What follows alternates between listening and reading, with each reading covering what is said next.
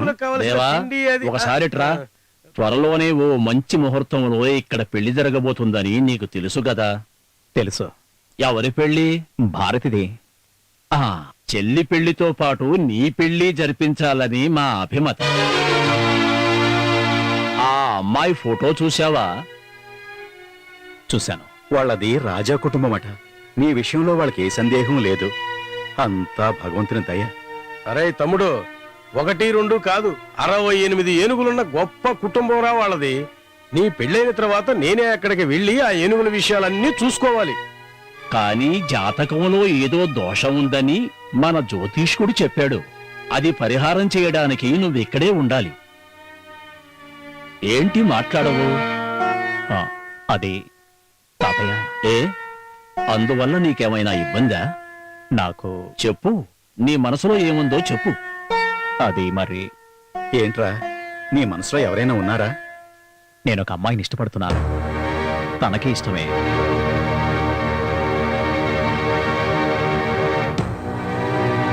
ఆ అమ్మాయి పేరేమిట్రా? మీ అందరికీ తను తెలుసు. మన భారతితో చదువుకుంటున్న నాన్సీ. అంటే నేను విన్న వార్త నిజమేనన్నమాట.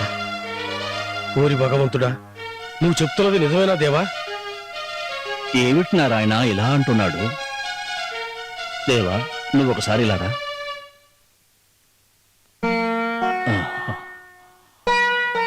తాతయ్య, నువ్వు చెప్పేదంతా నిజమేనా? అవును. మన ఆచారాలు కట్టుబాట్లు మర్చిపోయి నువ్వేం చేయబోతున్నారా? ముందు విన్నప్పుడు నేను నమ్మలేదు. ఇప్పుడు నీ అంతటా నువ్వే చెప్పావు. ఇంకో విషయం నాకు తెలియాలి. ఇప్పుడు నువ్వేం చెప్పబోతున్నావు? నన్ను క్షమించండి నాన్నగారు. ఆ అమ్మాయి అంటే నాకు చాలా ఇష్టం. జాతి మతం ఏదీ నేను పట్టించుకోలేదు. నా మనసుకి ఇలా అనిపించింది, చేశాను. మనసులో అనిపించిందట. దీన్నేరా పొగరంటారు. నిన్ను ఒళ్ళో కూర్చోబెట్టుకుని వేదాక్షర మంత్రాలన్నీ చెప్పి ఉపనయనం చేసినప్పుడు నువ్వు మన కుటుంబ పరువు కాపాడుతావని నేను నమ్మాను. ఇప్పుడు అదంతా వృధా అయిపోయింది. అంతేనా? నాన్నగారు, ఎవరిని బాధ పెట్టాలని కాదు. నువ్వెందుకు? ఊరు వాళ్లే ఆ పని చేస్తారు. మా చెల్లి ఇక్కడి నుంచి ఒకరితో లేచిపోయినప్పుడు అవమానాలన్నీ భరించాం. అలా చేసి ఉన్న ఈ కాస్త పరువు నువ్వు తీయొద్దు బాబు. నువ్వు చిన్నపిల్లాడివి కాదు. నా బాధ కాస్త అర్థం చేసుకోరా. నీకదే కావాలనుకుంటే ఇక్కడ కుదరదు. ఇంట్లోంచి బయటికి వెళ్ళిపో.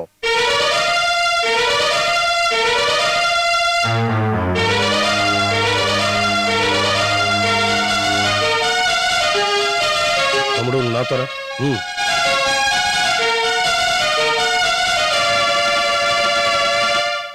తమ్ముడు, నేను చెప్పేది కాస్త వినరా. మన కుటుంబ పరువు ప్రతిష్టలు తీసే ఆ సంబంధం మనకు అసలు వద్దురా. నేనేం చిన్నపిల్లని కాదు మీరు చెప్పినవన్నీ వినడానికి. మీ అందరూ నన్ను దూషిస్తున్నారే. ఏ జీవితాంతో నాతో కలిసి ఉండడానికి నా జీవిత భాగస్వామిని ఎంచుకునే స్వాతంత్రం నాకు లేదా? అదే కదా మిమ్మల్ని అడిగింది. రే, కాదని ఎవరన్నారు? నువ్వు చూపించే ఏ అమ్మాయి అయినా సరే, ఆ అమ్మాయిరా నాకు మరదలు. ఆ అమ్మాయి ఎక్కడుందో నేను చూపిస్తాను. ఆ అమ్మాయితో నా పెళ్లి చేయండి. అమ్మా, నాన్న, తాతయ్యతో పాటు ఆ అమ్మాయి కూడా కావాలి. ఇప్పుడు నేనేం చెయ్యాలి? ఈ ఊరి పొలిమేరలు కూడా దాటి వెళ్ళని నాకు లోకం అంటే ఏమిటో తెలిసింది నీ వల్ల నేరా తమ్ముడు. నువ్వంటే నాకు ప్రాణంరా. నీ కోసం నేను ఏమైనా చేస్తానురా. నాన్సీ వాళ్ళ ఇంట్లో ఈ విషయం తెలుసా? ఫాదర్ వాళ్ళ ఇంటికెళ్ళి మాట్లాడతాను నాతో చెప్పారు. కానీ మన వాళ్ళ సంగతి తెలిస్తే గాని మన వైపు ఏ అభ్యంతరం లేదని నువ్వు చెప్పేసి. ఎలా అన్నయ్యా? నాన్నగారిని ఒప్పించడానికి మనకి ఒకే ఒక్క దారి ఉంది. మన తాత. నారాయణ, ఈ సమస్యలు తీరాలంటే నేను చెప్పినట్టు చెయ్యి. నువ్వు కొంచెం ఆలోచించి నిర్ణయం తీసుకుంటే మంచిది. ఏమిటి నాన్న మీరు అనేది? ఊరందరినీ పిలిచి వాడికి పెళ్లి చేయాలనుకున్న ఆశ అడియాస అయిపోయింది. ఇప్పుడు నా మనసులో బాధ ఎవరికి చెప్పుకోవాలి? అవును, అయ్యుండొచ్చు. వాడు నా దగ్గరకొచ్చి చాలా బాధపడి చెప్పాడు. వాడి కంట తడి నేను చూడలేను నారాయణ. వాడిష్ట ప్రకారమే కానివ్వండి, వాడు కూడా సంతోషిస్తాడు. వాడు సంతోషంగా ఉండాలనే కదా మనం కోరుకునేది. వాడు బాధపడితే చూడగలమా నారాయణ? నాన్న, అది నాకు రోజులు దగ్గర పడ్డాయి. ఇవాళ్ళో రేపు ఎంతకాలం ఉంటానో తెలియదు. అంతకు ముందే వాడి పెళ్లి దగ్గరుండి నా కళ్ళారా చూడాలని నా చివరి కోరిక నారాయణ కాదనుకో. ఇలా రా నారాయణ, ఆచారాలన్నీ పక్కన పెట్టి ముందు నేను చెప్పినట్టు విను. దయచేసి నువ్వు ఈ పెళ్లికి ఒప్పుకోరా. మీరు కూడా అలా అంటే ఇక నేనేం చెప్పను నాన్న.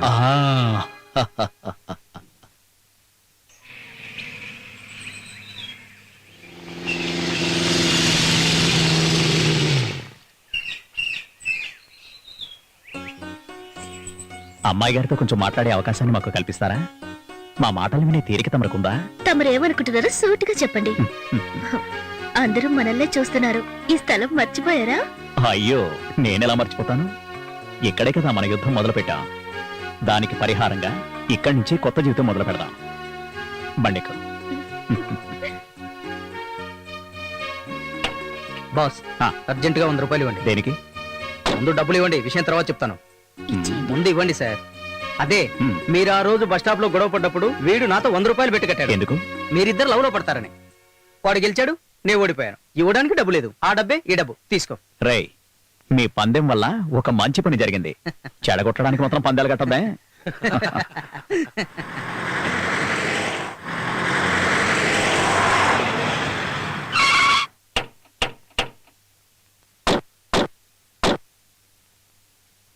Good morning father. God bless you. ఏంటి నాన్న మేము విన్నదంతా? అదేంటో ఈయన్నే అడుగు. ఏంటి మీరేం మాట్లాడరు? నువ్వు విన్నదంతా నిజమే. ఆమె కూచిపూడి నాట్యం నేర్చుకుంటానప్పుడే చెప్పాను ఇవన్నీ మనకు వద్దని. ఇప్పుడు ఏమైంది? ఇప్పుడు అంత ఘోరం ఏం జరిగిపోయిందని. ఇంతకంటే ఇంకేం కావాలి ఫాదర్? మాకున్న ఒకే ఒక చెల్లి ఊళ్ళో ఎవరితోనో లేచిపోయిందంటే మా పరువేం కావాలి? నువ్వు అనుకున్నట్టు వాడేం తక్కువ వాడేం కాదు. అనవసరంగా నాన్నగారు ఈ విషయం ఫోన్ చేసి చెప్పినప్పుడు వాడింటికి వెళ్దాం అనుకున్నాం. మధ్యలో మీరుండబట్టి వాడు బతికిపోయాడు. చూడండి, మీకు ఈ సంబంధం ఇష్టం లేదని నాన్సీని మీతో తీసుకెళ్లిపోవాలనుకుంటే నాన్సీ మీతో వస్తుందని అనుకుంటున్నారా? అయితే అక్కడే చంపేస్తాం. చంపేస్తే సమస్యలు తీరిపోతాయా? అన్నయ్య, ఏమిటి మీరనేది? నాన్సీ స్వభావం మీకు బాగా తెలుసు. ఎక్కువ గొడవ చేస్తే ఆమె రాకపోవచ్చు. నాన్నగారు మీరే దాన్ని ఇలా గారాబం చేశారు. తల్లి లేని పిల్ల, తల్లి లేని పిల్ల అని. నేను దాన్ని గారాబంగా పెంచింది నిజమే, కానీ ఇప్పటి వరకు మమ్మల్ని బాధపట్టి తను ఏ నిర్ణయం తీసుకోలేదు. కానీ ఇప్పుడు తీసుకుంది కదా. జేమ్స్, వాళ్ళిద్దరూ కలిసి బతకాలనుకుంటున్నారు. మీలాగే దేవా ఇంట్లో వాళ్ళు కూడా బాధపడుతున్నారు. అయినా వాడి కోసం వాళ్ళు ఈ పెళ్లికి ఒప్పుకున్నారు. కుటుంబ గౌరవాల గురించి చెప్పాలంటే మీ కుటుంబం కన్నా 10 రెట్లు ఎక్కువే వాళ్ళ కుటుంబ గౌరవం. మమ్మల్ని ఇప్పుడు ఏం చేయమంటారు? మీరందరూ కలిసి దేవా ఇంటికి వెళ్ళాలి. విషయాలు మాట్లాడి ఓ నిర్ణయం తీసుకోవాలి. నేనెక్కడికి రాను. ఎవరు అడ్డు చెప్పినా వాళ్ళిద్దరూ కలిసే బతకాలనుకున్నప్పుడు ఎవరేం చేస్తారు? నాన్సీకి మీరు ఎప్పుడైనా పెళ్లి చేయాల్సిందే కదా. అది ఇప్పుడే చేస్తున్నాం అనుకుంటే సరిపోతుంది. ఓరే, వాడు మీరనుకున్నట్టు బ్రాహ్మణుడే కావచ్చు, అయినా పర్వాలేదు, ఎంతో ప్రయోజకుడు. అయినా నాన్సీ సంతోషంగా ఉండడమే కదరా మనకు కావాల్సింది. సరే అని చెప్పరా? ఎరా, ఏమంటావ్? నేనేం చెప్తాను? మీ ఇష్ట ప్రకారమే కానివ్వండి. అది సంతోషంగా ఉండటమే నాకు కావలసింది. దాని తలరాత ఎలా ఉంటే అలా జరుగుద్ది. చాలా బాగా చెప్పావు జోసెఫ్. నీ నిర్ణయానికి నాన్సీ చాలా సంతోషిస్తుంది. శుభమస్తు. సుమంగళీ భవ. మీ గురుభక్తికి మెచ్చి మేమిద్దరం మిమ్మల్ని ఆశీర్వదిస్తున్నాం. ఈ విషయాలు ఎవరికీ చెప్పకుండా గుట్టుగా ఉంచితేనే మంచిది. ఇంతవరకు ఏ అమ్మాయి మొహం తోడని వీడిని నీ ప్రేమతో కట్టిపడేశావు కదమ్మా. ఇంతవరకు నీ జీవితంలో ఏ బాధ్యతలు లేవు. ఇప్పుడు బాధ్యత పెరిగింది. కాబోయే భార్యని జాగ్రత్తగా చూసుకో. అలాగే. ఆచారాలు వ్యవహారాలు ఏవైనా కానీ దేవా సంతోషమే మాకు ముఖ్యం. అది సరేలే, నువ్వు పప్పన్నం ఎప్పుడు తినిపిస్తావు? మధు కోసం సంబంధాలు చూస్తూనే ఉన్నా. వాడు కూడా సరే అన్నాడు. అంతా మీరు అనుకున్నట్టే జరుగుతుంది. ఇలా అంటున్నానని తప్పుగా అనుకోకురా. బ్రహ్మచారిగా నువ్వేమీ సాధించలేవు. బ్రహ్మచారి శతమర్కటహ అని సూక్తి ఉంది. బ్రహ్మచారి 100 వానరములకు సమానం అని అంటారు. నాకు కొంచెం బయట పనులున్నాయి, నేను వెళ్ళొస్తాను. ఇప్పుడు కూడా హడావుడేనా? ఈ అమ్మాయి అతిథిగా మొట్టమొదటిసారి వచ్చింది. కొంచెం భోంచేసి వెళ్ళొచ్చుగా. ఇంకోసారి వస్తానండి. నాన్సీని హాస్టల్లో దించాలి. మీ ప్రేమను హద్దుల్లో ఉంచుకోండి. ఊళ్ళో వాళ్ళ చేత మాటలు అనిపించుకోవద్దు. వస్తానమ్మా. దేవనా, నీకోసం వేరే వచ్చాడు.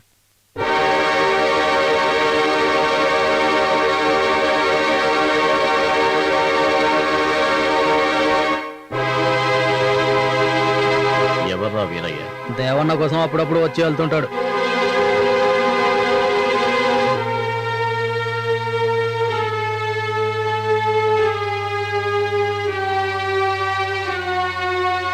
మధు ఎవరైనా ఆ, ఆయన నా కోసం వచ్చాడు.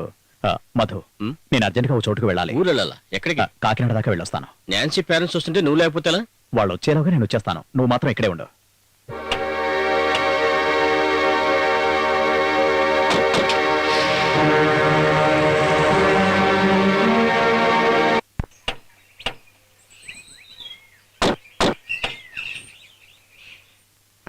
రండి రండి, సమయానికి వచ్చారు. మీరు ఎందుకు ఆలస్యం చేస్తున్నారా అని నేను టెన్షన్ లో పడ్డాను. నాన్సీ ఎక్కడ ఉంది? నాన్సీ చాలా సంతోషపడిపోయి మీకోసం భోజనం రెడీ చేస్తుంది. మీరు కూర్చోండి రా. ఇక్కడ కూర్చొని కబుర్లు చెప్పడానికి కదా మేము వచ్చింది. పిలుదాన్ని. ఏంట్రా స్టీఫన్? ఏంటానే మీరు వాడి గురించి చాలా గొప్పవాడు గుణవంతుడని చెప్పారు కదా. వాడిదో పరువు ప్రతిష్ట గల కుటుంబమా? ఈ వాళ్ళతో అన్ని ముగించేస్తాం. మీరేం చెబుతున్నారో నాకు కొంచెం కూడా అర్థం కావడం లేదు. మీరేం చెప్పాలనుకుంటున్నారో కొంచెం అర్థమయ్యేలా చెప్పండి. పిలవరా దాన్ని. ముందు విషయం తెలియాల్సింది దానికే. ఏంటి? ఏం జరిగింది? ఏం జరిగింది పెదనాన్న? నాకు తెలియదు. నీకు దేవాకి పెళ్లి కుదరదని మాత్రం చెబుతున్నారు. ఎందుకనంటే చెప్పడం లేదు. కారణం నేను చెప్తాను. ముందు అవి చూపించరా దానికి. ఇటు చూడు, నీ ముద్దుల ప్రియుడి నిజ స్వరూపం.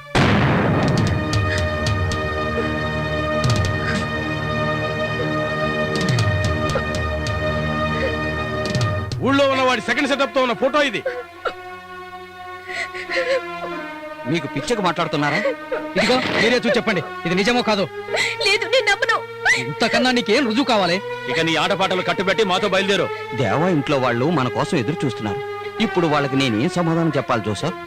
ఏది ఏమైనా వాణ్ణి కలవకుండా మేము ఇక్కడి నుంచి వెళ్ళాం. వాడితో మాట్లాడాలి. రండ్రా.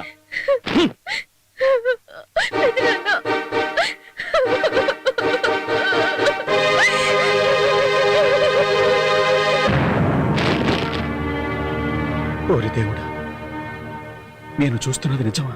పచ్చ నిజం. మీ బుద్ధిమంతుడైన కొడుకు మీకు తెలియకుండా ఉంచుకున్న అమ్మాయి. ఏంటి, కాదంటానికి ధైర్యం ఉందా? ఇది ముందే తెలియడం వల్ల మా పిల్లని మేము కాపాడుకోగలిగాం. కానీ ఒక విషయం గుర్తుంచుకోండి. ఇదిగో ఈ విషయం గురించి ఆమె ఏమైనా చేసుకుంటే ఈ ఊరవతల చెరువుంది, గుర్తుందిగా? నర్రికి పాతి పెడతాం, తెలిసిందా? మీ కుటుంబ పరువు ప్రతిష్టలు ఏమిటో మాకు బాగా అర్థమయ్యాయి. ఇలాంటి దరిద్రమైన అలవాట్లు మా కుటుంబంలో ఏ ఒక్కరికి లేవు, తెలుసా? ఆబో, నీ ఇష్టం వచ్చినట్టు మాట్లాడడానికి ఇదేమన్నా మీ ఊరు అనుకుంటున్నావా ఏందే? నాకు తెలియకుండా నా తమ్ముడు ఏ పని చేయడు. మీరేదో ఫోటో తీసుకొని చూపిస్తే నమ్మడానికి మేము సిద్ధంగా లేవో. వద్దు, మీరు నమ్మొద్దు. కానీ వాడితో చెప్పండి మేము ఈ ఊళ్ళోనే ఉంటామని. ఏవైనా సరే వాడిని కలవకుండా మేము ఇక్కడ నుంచి వెళ్ళాం. నానా మీరండి. ఓ భగవంతుడా.